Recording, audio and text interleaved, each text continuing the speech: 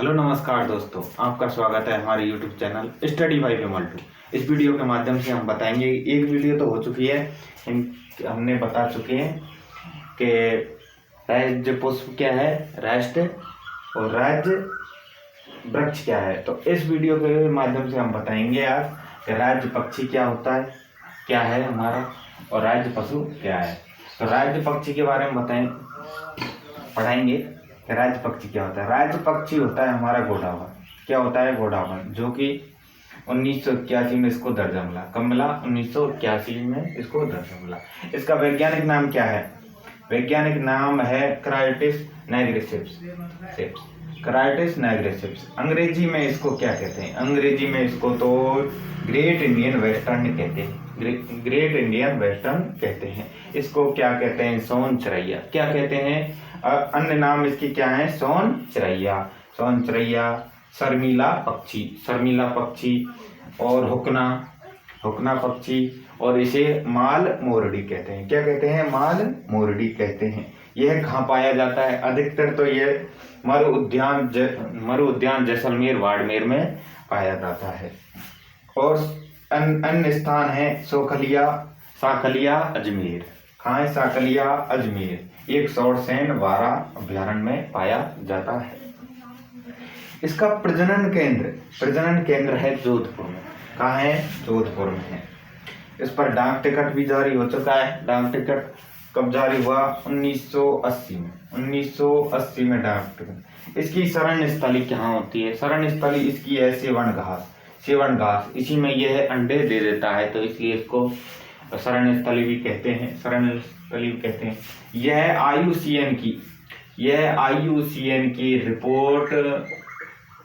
Report के द्वारा red data book में इसको रखा गया है। रेड डाटा बुक में क्यों रखा गया है? क्योंकि रेड डाटा, ये संकटग्रस्त प्रजाति को रखा जाता है रेड डाटा बुक में, जो विलुप्त होने की कगार में है, जो इसलिए इसको रेड डाटा बुक में रखा है। इसका हीचिंग सेंटर, यानी कि कृत्रिम अंडे कहाँ बनाए जाते हैं? हीचिंग सेंटर 2 बनाए, कोटा और जैसलमेर। आपको समझ में आ गया होगा। फिर रिवाइज करते हैं, यानी कि हमारा राज्य पक्षी क्या है? गोडावण। गोडावण को कब दर्जा मिला? 1981। क्रायोटिस नाइग्रेसिया को वैज्ञानिक नाम है, अंग्रेजी में ग्रेट इंडियन वेस्टर्न कहते हैं। सोन चिरैया, शर्मिला पक्षी, हुकना, माल मोरडी इसके अन्य नाम है।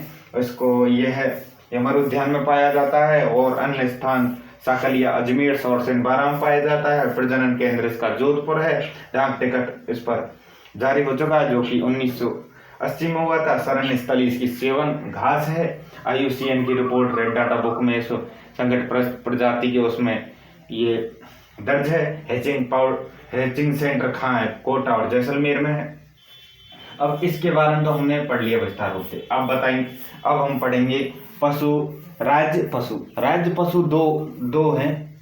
एक तो है यानी कि वन्य जीव की श्रेणी में, और एक है पशुधन या पालतू की श्रेणी में। तो वन्य जीव की श्रेणी में यानी कि आपको यानी कि वो वहाँ प्रश्न पूछेंगे एग्जाम में, तो आपको घबराना नहीं है। उसमें बिल्कुल अलग से ही आएगा कि वन्य जीव की श्रेणी में कौन है और पशुधन पालतू की श्रेणी में कौन है, तो आपको पूछ लिया जाता है। यानी कि वन्य जीव की श्रेणी में राज्य पशु क्या है? तो चिंकारा। क्या कहते हैं? चिंकारा। ये भी 1981 में हुआ था। दर्जा कब मिला था? 1981। वैज्ञानिक नाम क्या है? गजेला। क्या कहते हैं? गजेला। यह एंटीलोप प्रजाति का है। यह काला हिरण है। इसको क्या कहते हैं? काला हिरण। एंटीलोप प्रजाति क्या होती है? जिसके सींग होते हैं वह प्रजाति पाई जाती है, इसलिए ये एंटीलोप प्रजाति का है। काला हिरण है, छोटा हिरण है। यह ज्यादा नाहरगढ़ अभ्यारण्य में पाया जाता है, जो कि जयपुर में है। ताल छापर चूरू में भी पाया जाता है। अमृता देवी मृगवन जोधपुर में भी पाया जाता है। पशुधन की श्रेणी में ऊंट है, जो कि 19 सितंबर 2014 को हुआ था, जो कि अगली स्लाइड में हम पढ़ते हैं। जब तक आप स्क्रीनशॉट ले सकते हो।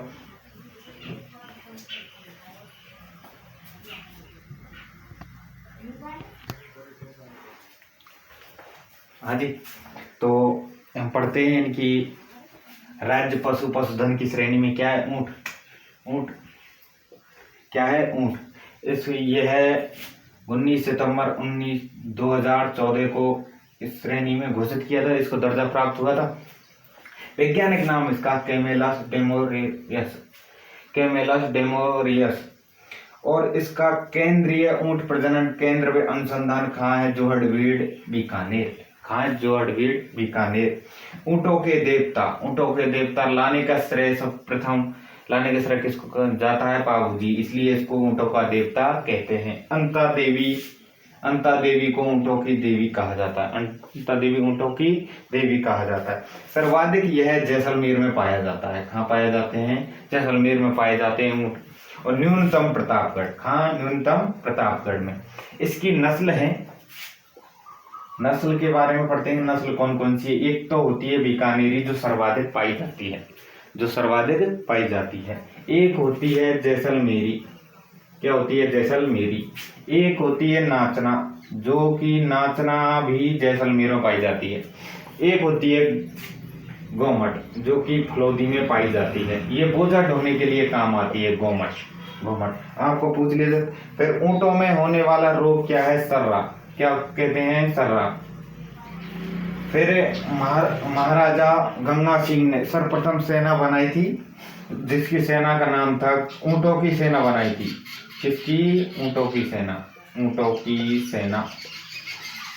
सेना, जिसका नाम था गंगा रिसाला। शब्दावली है कुछ ऊंट के बारे में। गोमट होता है ऊंट का आभूषण। क्या होता है? ऊंट का आभूषण होता है। उस्ता कला, यानी ऊंटों के ऊपर सोने चांदी से वो कला की जाती है, कारीगरी की जाती है उस पर, तो उसको उस्ता कला कहते हैं। हमासुद्दीन उस्ता इसके प्रमुख कलाकार हैं। टोडला इसका बच्चा होता है, छोटा बच्चा होता है ऊंट का। छोटा बच्चा।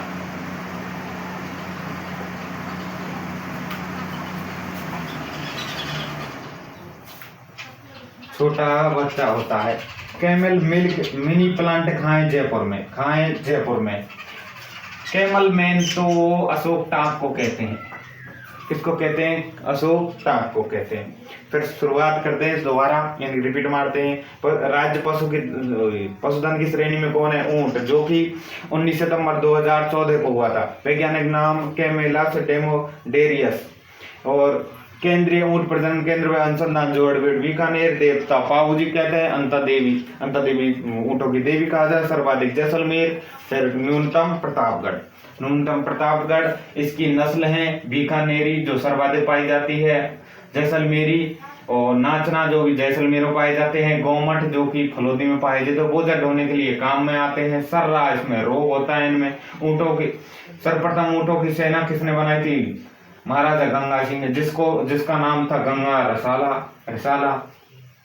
यानी शब्दावली है। गोरबंद यानी आभूषण होता है। उस्ता कला, ऊंट पर की गई कारीगरी, यानी सोने चांदी से जड़ित, उसको उस्ता कला कहते हैं। टोडला उसका बच्चा होता है। Camel milk mini plant Jaipur में है।